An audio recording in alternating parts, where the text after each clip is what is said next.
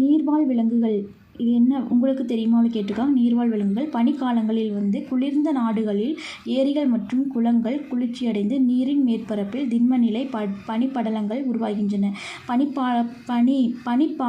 பனிக்காலங்களில் குளிர்ந்த நாடுகளில் ஏரி மற்றும் குளங்கள் குளிர்ச்சியடைந்து நீரின் மேற்பரப்பில் திண்ம நிலை பனிப்படலங்கள் ஏற்படுகின்றன.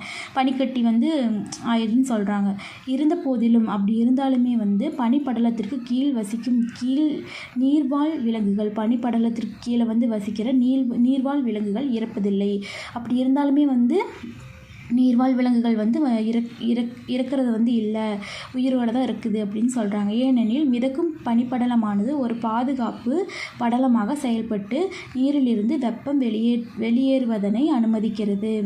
என்ன சொல்கிறாங்க அப்படின்னா, மிதக்கும் பனிப்படலமானது ஒரு பாதுகாப்பு படலமாக செயல்பட்டு மிதக்கிற அந்த பனி படலம் எப்படி இருக்குதுன்னா பாதுகாப்பு படலமாக இருக்குது.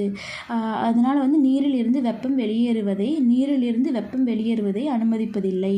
எனவே நீர் மேற்பரப்பு மட்டும் குளிர்ச்சியடைந்து பனியாக மாறுகிறது. இக்காரணமாக நீர்வாழ் விலங்குகளுக்கு சாதகமாக அமைந்து அவை உயிர் வாழ உதவுகின்றன.